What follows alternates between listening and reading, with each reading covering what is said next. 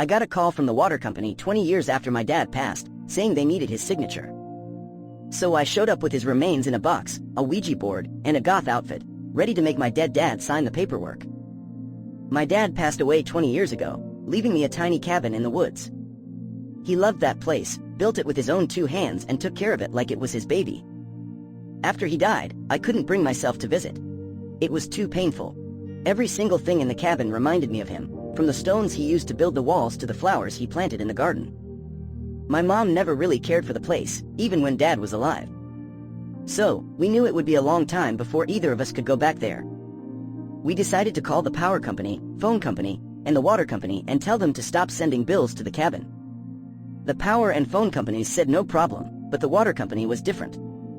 They told us they could only stop the bills if the person whose name was on the bill asked them to do so. It didn't make sense.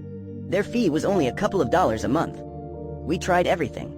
We sent them copies of Dad's death certificate and proof that I owned the cabin now, but they didn't budge. We made dozens of phone calls, sent emails, filled out forms, even tried telepathy, but nothing worked. We were really upset, so we asked around and found out that it wasn't really legal what the water company was doing.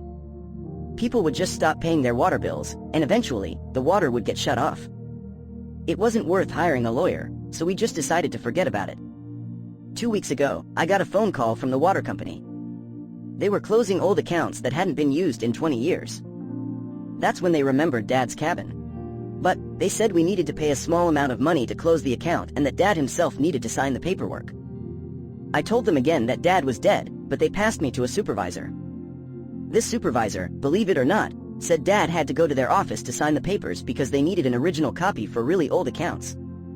It's probably weird, but in my country, you have to pay to keep your loved one's grave for a few years at a time. My dad's grave was supposed to stay there for 20 years, but that time was up in August.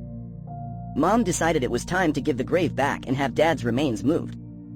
Just that week, we got a big box in the mail with Dad's remains inside. It was carefully cleaned and kept safe. It was a sad but necessary thing. Anyone who's ever gone through this knows what that box means. 2 days later, I went to the water company's office. I wore my blackest outfit, put on some goth makeup, and carried a big bag.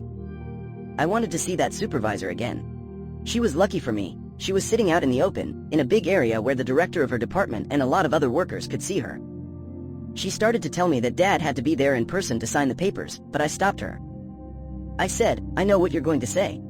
I brought him with me so he can sign himself." Then, I pulled out a Ouija board and put it on the desk, right next to the box with Dad's remains. I yelled to everyone around to be quiet. People stopped and looked, their faces full of confusion. The supervisor was staring at me, speechless.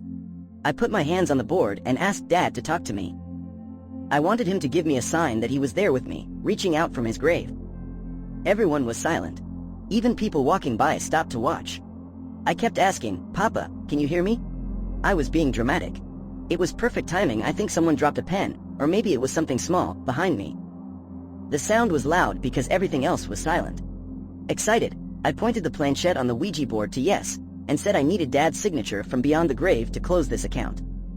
The director of the office was really surprised, so he came over and said, "Okay, let me help you with this. I think we've seen enough." But there was no way I was stopping now. I started putting my things back in the bag, and told the director it was crazy to ask me to bring my dad back to life to sign some paperwork. I said if they were going to act so silly, they would have to accept that they needed my father's spirit to finish this. I told him they were breaking the law by not giving me my right to take care of my father's things, and that could get them into a lot of trouble. He was really surprised and quickly changed his tune. He told me I could close the account. He tried to bring up the money we still owed them, but I told him not to even try. Then I walked out. It hasn't been that long since I went to the water company, but so far, everything has been quiet.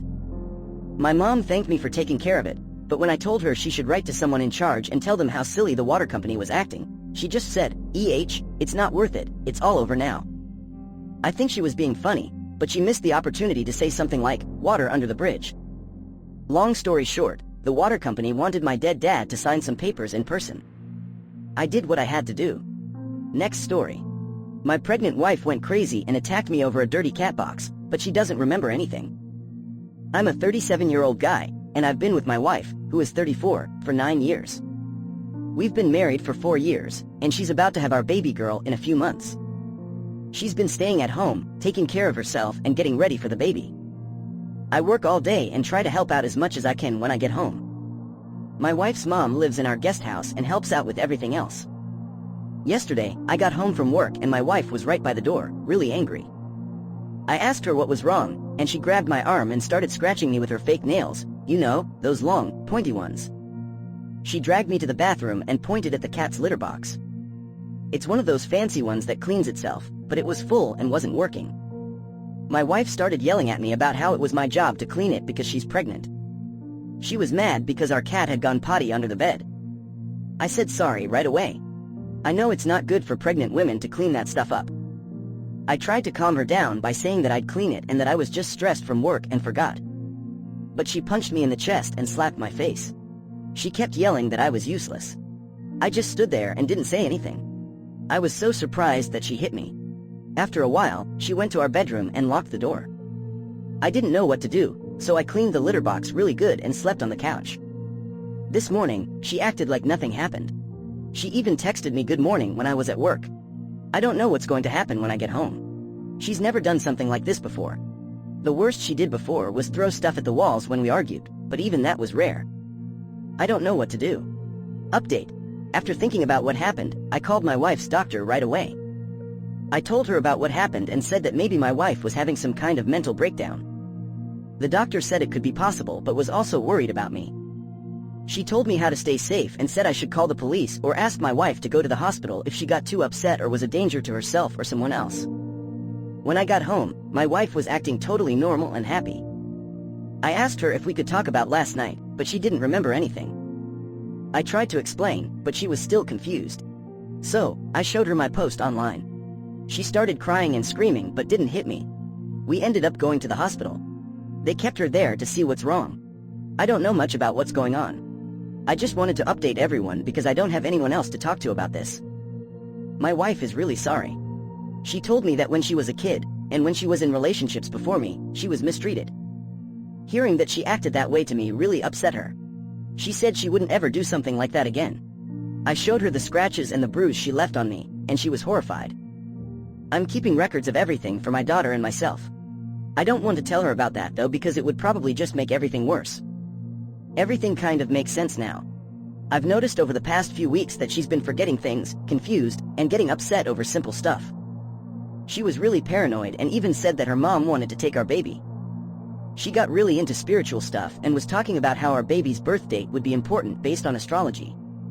It was kind of strange, but I thought it was cute. I just figured it was normal pregnancy stuff. Now I think she was struggling with something serious. I don't think she's a mean person, but I'm scared about what's going to happen next. I feel bad because it was my decision to have a baby, and now all this stuff is happening. It's horrible. I guess that's all for now. Maybe I'm just making excuses for my wife, like some of the people online say.